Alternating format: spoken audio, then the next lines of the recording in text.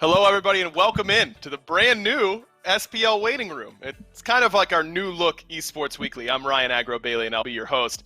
So we weren't sure going in, but it does turn out the global pandemics kind of mess up plans. We had a lot of big plans for Esports Weekly this year, but unfortunately, we are no longer in studio, and so we had to make some changes. But I think that you guys are going to like SPL Waiting Room quite a bit.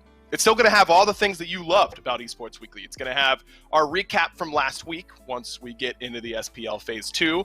We're going to be looking at meta predictions, talking about teams that are doing well, roster changes. We've got one to go over today, just in case you didn't know. And of course, give you our weekly predictions. And this time, we're keeping everybody accountable. We're keeping percentages for all of our casters and you guys, the community, at home, which is a big point of this SPL Waiting Room. We want to get you, the viewers, a little bit more involved than we were able to in the past. So I think that you guys are going to like the SPL Waiting Room for that alone.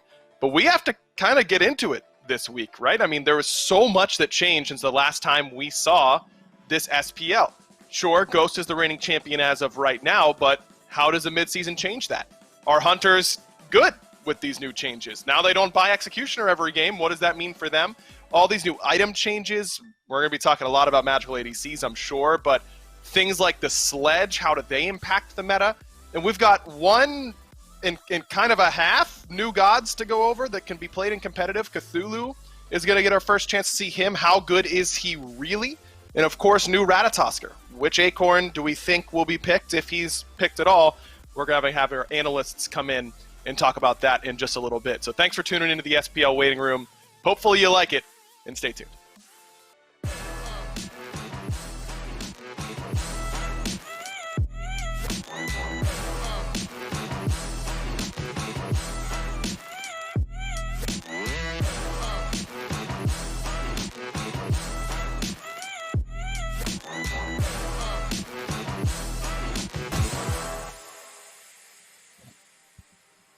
Joining me on the first edition of the SPL Waiting Room will be the incomparable John Finch and Caleb Mifflin-Sullivan.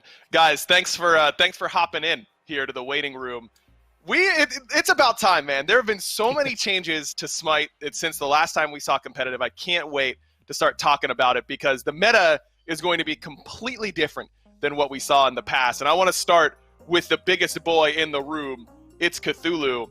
I know chat is probably saying right now, oh, Cthulhu OP. Of course he's going to be top pick, top ban. Do you guys feel the same way? Finch, how about you? You know, if I'm being honest, and it's not always the best idea to agree with chat, they can get a little bit out of pocket, but I think they might be right on this, and I really do think that Cthulhu is going to be strong, and I want to focus for my time on Cthulhu solo, because I think that's where he has a lot of potential. I've already talked to some pro solo laners who are excited to play him there, but it's impossible to box this man. I mean, he lowers your attack speed, he's stacking up mitigations on you. Good luck trying to stop him from clearing. I say if you see him in solo, try and maybe get a solo laner that can clear and leave, or something like that. Go proxy. Good luck trying to box this guy right now, because he's just so strong in that solo lane, or in support either. He's got options. Yeah, he seems like he can do a lot of different things, but Miff, do you think that we'll see him early in the draft, or are there picks that you think that teams need to be worried about and don't necessarily want to open themselves up to? If it weren't for recent meta changes, I think Cthulhu would be possibly the most contested pick within the SPL right now. But considering what we're seeing with item shifts like Ring of Kate, magical ADCs, this new meta jungler, Ratatasker, come into the fray, I think we might see him come in maybe second or third pick. And I'm going to agree with Finch. I think solo lane might be where Cthulhu finds his home. The pressure he brings, the survivability, he's got it all. CC immunity, the ultimate, everything you need. But I do want to emphasize that his support is also incredibly potent. He's going to be able to control the pace of the lane incredibly well. If Cthulhu doesn't want you touching your hunter, he's going to stop you from doing it. Yeah, it's going to be difficult to get past a man that, as Isaiah put it in the chat, thick on the battleground. It's difficult to get past for sure. And Miff, you mentioned Ratatosker right there. I'm not so sure that Rat is going to be top pick, top ban. I think he's good, but I don't think he's necessarily that good. Do you agree with that? I think that Rat is one of the few gods, one of, if not the only god in the game that has the potential to win a match based off of RNG on his first item. If we see Ratatasker in the jungle go towards Bristlebrush Acorn, he can get that 20% crit, 40% additional damage on the dash. You're going to be swinging on just about anyone you hit with your first ability for about 400 damage, 350 damage. You can likely finish that Acorn at level 4. That's crippling. If you hit anyone at level 4 at that point, that's 50% of their health bar at least. You might just win a match off of that. Finch, do you think the Crit Acorn is going to be the most popular, though? Because I've kind of got a feeling that the consistency that the multi-stun Acorn brings might be the Acorn of choice for junglers. Yeah, I really am scared to disagree with the man who got a rat skin himself, but I do think that Thistlethorn has some potential, right? It makes the stun so consistent for Ratatosk when he's rocking those 5 acorns. I don't think the acorn itself obviously doesn't give quite the same stat as some of those other ones, but I think it's got some potential. But I certainly do agree with Mifflin in this regard. I think we're going to see plenty of Ratatosker. Early pressure still very strong, and Rat was pretty good at it before. He's even better at it now. And I think that's going to be a key point, especially with how these jungle camps have changed. And I think we'll touch on that in just a little bit. But I got to talk about the item that, frankly, everybody is talking about. Ring of Hecate is kind of dominating the battleground right now, gentlemen. How busted is this item really? I've heard some people say that it's one of the 5 best items ever released in Smite. I find myself saying they're probably right more than they're wrong. I think it's that good, and I think magical ADCs are going to be a huge point here in this weekend. Do you find yourself agreeing? Yeah, I would say yeah. Yeah, I would say that I do, aggro. I mean, if I'm in a ranked game right now and my top pick isn't banning Freya or picking it when it's open, you might as well close the window at that point, right? Something like those magical ADCs need to be picked up for your squad. And this Hecate, I think that really enables them. It's good enough that you can pick that item up right away. It gives you everything that you could need, the lifesteal, the attack speed, obviously, the 15% increase to all of your healing overall. I think that if you're a magical ADC with this item like Freya or Kronos or Olarun and you get your ultimate online and you have Hecate, good luck trying to kill them if they're over there in the long lane, because they've made it to the point where they can box just about any other hunter. I think that it also has some pretty big implications for your role, Mifflin, in the jungle. Ao Kwang is starting to see some play in ranked at the very least. Hecate helps him. Finch mentioned a couple. Do you think Ao Kwang actually gets a viability increase? And who are some of the gods that you think use this item the best? If you are magical and auto-attack based and you don't have Ring of Hecate, you're throwing the game. You're inting, you're not trying to win, and I think that's as far as it goes. Ao Kwang in the jungle, Ring of Hecate, you're definitely going to get value out of it, but you're not going to go the exact same build that all these other magical hunters are going. You're going to still look for that burst potential. Ob Shard, Sphere of Desolation, maybe a Polynomicon. But what the strength of Ring of Hecate is that it is so powerful in that second slotted item. Right after you finish boots, pick up that ring. All these gods you're normally picking it up on, Freya, Olarun, Kronos, they're these late game hyper carries who are going to decimate once they're at 6 items. Now their power spike is moved to the 10, 12 minute mark when you finish that ring. You're already swinging with the best of them. You're fighting just about anyone that comes towards you. Your lifesteal potential is incredibly high. I mean, it's got 30% attack speed on it. 30% attack speed on a singular item. When we haven't even touched on the passive, Ring of Hecate, I wouldn't even say it's top 5 best items. I might agree with chat wholeheartedly and say that it's the best item Smite has ever seen. It's very, very good. Real quick, guys, before we move on, who is the best Ring of Hecate abuser? Which character do you think benefits the most? I think Olarun that we'll see the most of necessarily, but Finch, what do you think? I do think that Olarun's the one we're going to see the most of, but that's only because I think people are going to be banning Freya, man. I'm sorry, but she can go up to the sky. With Magus online, the ult will kill you. Just the ultimate. It's too much. You got to get rid of her. Mifflin? Olarun, probably going to be what we see the most, and I have to just reiterate what Finch said. I don't think Freya's getting through today. I really don't. This god dominates lane. She rotates out. Whoop, okay, well, that's the best ranged engage you need. And then, okay, well, maybe they dive on me. I have beads, I have Aegis, and failing all that, I've got Valkyrie's Discretion, which is beads and Aegis at the exact same time. Yeah, it seems pretty good. I don't know, taking yourself out of combat and doing like 1,000 damage. Not bad. In an AoE, by the way. No problem at all for Freya. But maybe some warriors could give her some trouble with their new item that everyone's talking about, the Sledge. Fellas, this item not nearly as dominant as Hecate, though that's pretty high bar to try and match. Do you think that the Sledge is as good as advertised? Do you think that we're going to be seeing 2 or 3 sledges on each team this weekend? Finch, we can start with you. Yeah, I think so, Aggro. I really do think Sledge is just that strong. And an interesting thing that I'm thinking about is the disparity between a warrior support and a guardian support, because obviously your guardian can't build this item. As good as Thebes is, it does feel like maybe just a slot, they can't quite match one of them in. So I think like gods like Horus or warrior supports like Hercules who can make use of it is pretty scary. But also just in the solo lane too. Remember that in a lot of cases, some of their itemization has changed, with Glad Shield not being as strong. I think Sledge is something we're going to be seeing a lot more of to make these warriors viable. Certainly a strong item, though, of course, not in the same stratosphere as Hecate. Yeah, Mifflin, I think that Finch mentioned it right there. Warriors in support now because Sledge is such a key bridge item for them. Do you think we've seen a ton of Hercules? I anticipate we'll continue with that. But the other warriors, do you think that we'll still be seeing them, Wukongs, Guan Yus, things like that? Do you think they'll have a resurgence in support because of the Sledge? I think that we might not see those two in particular in support, only because I think that we might see Wukong or gods like him in the Soul Lane with Soul Leader changes. But as far as Sledge goes, I've been a fan of this item since before it was the Sledge. I liked Masamune, which gave you additional movement speed. Now, it's giving you 20% CCR, it's giving you a ton of health, the passive got a little bit better, and you're still getting 40 power off of it as well. That's just a fantastic bridge pick item. If you're playing a jungler like Robin or something along those lines, even Thor, you can leverage that incredibly easily and have that additional degree of survivability without sacrificing too much on the damage front. I think that these hunters as well, dealing with the Sledge, might have some troubles, or maybe they won't, because the hunter's got some pretty significant changes as well, kind of mirroring what mages went through at the very beginning of the season, losing Obsidian Shard and the hunters losing Executioner and Titan's Bane as these instant giant power spikes that really shred through defense. Now it's a little bit more spread out. I know we've talked magical hunters a lot. Let's try and stick to the physical ones here. Mifflin, how do you think these changes affect the hunter role, and how do you think that'll impact them this weekend?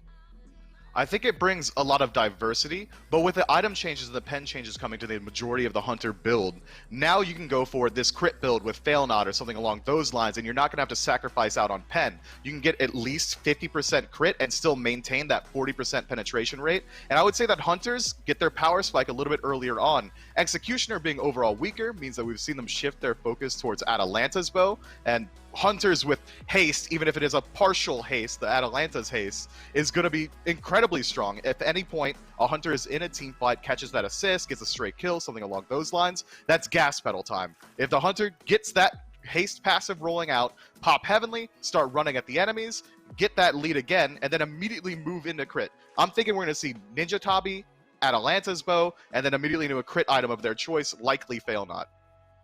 Yeah, Mifflin, or excuse me, Finch, do you think that the hunters are strong enough to still be able to compete with Hecate abusers on the other side? I don't know about that. That's pretty tough to try and box 1v1 up against these Hecate users. But I think in team fights, they can still match that output. Mifflin's right with this Atalanta's Bow Fail Not inspired crit build that's out there right now. It's plenty strong. But hunters have a lot of options. I've seen some of our SPL pros just kind of in their own games starting Berserker Shield as their first overall item. I think that is another thing that could potentially add some extra texture or layers to these hunters builds. They're relatively open right now, a little bit more than we're used to seeing, because normally hunters kind of always build the same 6 items and don't engage their brains much at all. Now I think you have to think a little bit more about what it is that you want to pick up. And again, I'm speaking as a hunter main myself. Of course, naturally. Listen, man, no one's competing on who has the lowest brain power among the roles. It's hunters, and we've been knowing that we know one. It. Guys, before we go, really quick, in 2 to 3 words or less, give me the meta predictions this week. What's going to stand out for you guys this weekend? For me, I'd say it's got to be Hunter duo. Magic ADCs. Yep. Okay, magical ADCs. I've got Golden Blade. We're going to be seeing a lot of that in the jungle for sure. That's true. Thanks so much for all your input, fellas. We're looking forward to seeing you guys on the cast a little bit later. Now, a little bit earlier, I got a chance to sit down. We've got a new series coming out called Grand Masterclass, where you can try and take some knowledge from the best of the best on specific gods that you can try and apply to your own ranked games so you can climb up to those Grand Master ranks, where our first episode is going to be on Baba Yaga. Take a look.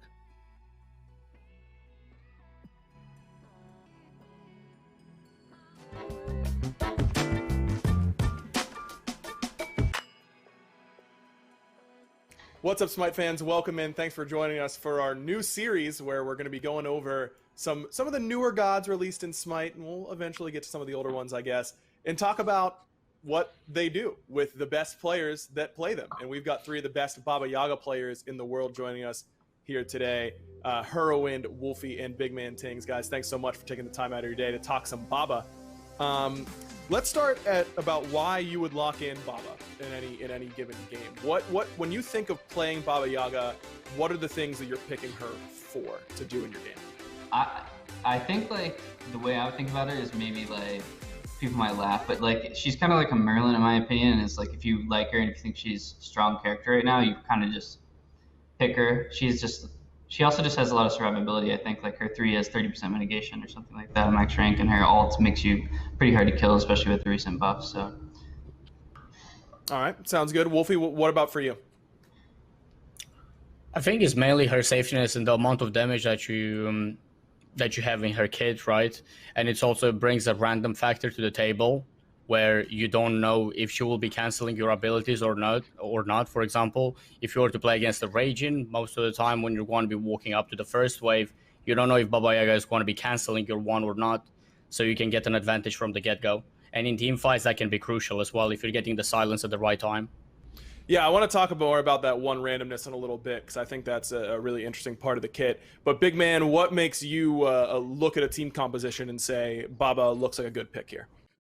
If you want to round it off, I think late game and mid game with like really strong team fight mage, I'd say, deals the high damage and is really safe, like Harry touched on earlier. You can pick that 4th, 5th pick and just get that big high damage mage and just round off your comp with her, which is a reason why she's so strong. Yeah, she seems like one of those gods that brings a lot of late game damage, but maybe not. She doesn't like require as much setup as some of the other late game mages, like Scylla or something like that comes to mind. Yeah. I want to talk about what Wolfie was just saying with the randomness of her one. How much do you guys actually think about that? What effect your one is going to provide in the middle of a team fight? Big Man, we can start with you. I would say low-key, it's kind of important. I mean, I personally cycle through my 1 and my 2. We can touch on the 2 later, but I cycle through my 1 a lot late game and try and go for the Y silence a lot of the time, or the oval silence, as they seem for me like the best ones in a team fight where you can interrupt an ability which is like a longer cast time, or you can just like sit in it like an oval and you can just like use it as pill almost. So I'd say low-key it's kind of important, the silence one being the most important, but some of the others like the slow is also pretty good as well. Wolfie, do you find yourself doing the same? Yeah, it's very, very similar. The Y and the oval are definitely the most important because you can cut corners very easily with them. Peel mainly as well. The prots could be coming into play, especially for like peeling at times. Most of the time you're going to be using the ability for damage and canceling abilities. Sure. And Hurry, do you find the same? Yeah, late game I think is when it's most important. I agree with Big Man there. I agree. If you had to pick any shape, like any shape combo with like an effect, it would be Silence Y. I think Y is the most effective. So late game, I think the most important thing that you do is you get a Y just because it goes the farthest, and it's gonna hit the most people most of the time, at least in my experience, and it seems like Big Man's as well. And then early game, I try to get a Y as well. Like as soon as I load in the game, I try to get a Y because I can tag the speed from farthest away. For the first wave. As you saw right there, you can check out more of that Grand Masterclass episode on the SMITEPro YouTube. Check it out. It was a lot of fun. I learned some things about Baba. It has not helped me win, but that is my fault, not the pro's fault, or Baba's fault for that matter. Moving on, we saw a little bit there from Herwind on E United. He's still there, Finch and Miff, but we had some changes. Genetics out, Snoopy from ADC to support, and now Guy J in as their ADC, as the full-time player there for E United. What was your first reaction when you heard this change, and how do you think it's going to work out for them, Mifflin? I'm concerned. First off, it tells me that it seems like the SPL thinks there's not a lot of support talent out there, or at least not a lot of support talent that's willing to make the move for the SPL. But putting Snoopy, who I would say is one of United's star players, a pillar of their success, into a role like support can go one of two ways. Either he's going to flounder around for a little bit as he tries to readjust to that role, or he's going to be able to make a bigger impact as support is able to rotate throughout the map and make their mark known just about everywhere, almost as like a pseudo secondary jungler. I'm really excited to see what type of support Snoopy decides to play. He can go along the Ionic lines, one of the true last actual supports of the game, who plays things like Kepri, Geb, Athena, or he can go along the PBM, the Aurora, play things like Hercules, Yamoja, early pressure, and try and find that success within the lane itself. I don't have enough data to back up any opinions I have on Snoopy right now in Season 7. Yeah, fair enough. He's dipping his toe in for the first time in competitive support here today. Finch, let's talk about the new addition, though, to this United roster, Guy J. Do you think he's ready for the SPL?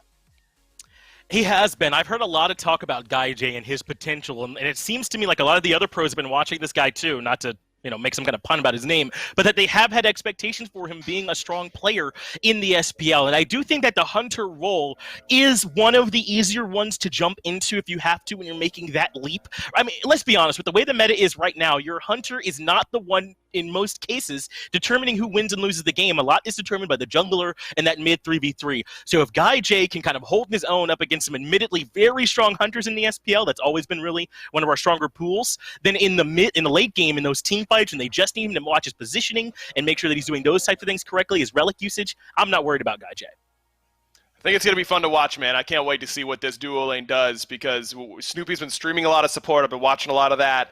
We'll see if those mechs carry over. I mean, ADC to support, you think of the most mechanically demanding position versus usually the least. Maybe Snoopy can make a difference there for United as they try and turn it around here in Phase 2 after a pretty disappointing Phase 1 for that squad. And that brings us to our first week of the SPL, where we should have a lot of really fun matchups to look at.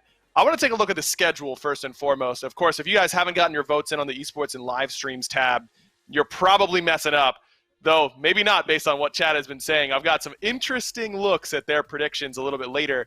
But we get to see that duo lane, the new look duo lane for United early. We see them later on today up against Radiant starting around 5 o'clock, depending on how long this Ghost versus Obey set takes out here at the outset. What matchup stands out for you guys, though, that you're most looking forward to, Finch, this weekend? If I had to pick a match, it's the Renegades versus Obey set at the end of the week. I think that is the one that Obey kind of has the best chance of finding a win. They've got a tough doubleheader with to start off the phase, and I think that they could potentially upset Renegades, though. We're talking to some of those guys on Renegades. They feel pretty prepped, too, so I expect that one to be a little closer maybe than chat might expect. Big notes here for our first set of the day, Ghost versus Obey. Of course, Wowie serving that suspension that he was handed at the end of Phase 1. And that means Stewart is actually going to step in for them. Not the inbound into ADC, Kassir support nonsense. We don't have to worry about that. Stewart in his ADC, inbound staying as support. Mifflin, how do you think that affects their chances up against Ghost? Look, if we saw inbound go towards ADC again, this is a stance that I've held to for the entirety of the time. If he's switching roles off of support into Hunter, that's throwing the game. If it were up to me, I would have been yelling at him. I would have been throwing a fit on Twitter. I don't like it when any of these main role players are switching off, especially considering that inbound isn't the most mechanically talented player on that roster. What he does bring is what he needs to bring in support. He's a good communication center. He has the eye of the initiator. He knows when he goes in. So having him play support again is going to be an instantly way better look. As far as how well Stewart's going to be able to replace Wowie, I think these two players have very similar play styles. When I think of Stewart, a little bit safer, but even then, once Stewart gets a lead, I think he feels a lot more comfortable playing aggressive, trying to make these game-changing plays than I see from Wowie. When I watch Wowie, it's almost as if I'm seeing someone who's kind of just trying to hold his own in his lane, make sure that he's not the reason the team loses, and just create space for Sino to play. I think Stewart might be trying to get a little bit more involved, a little bit more proactive.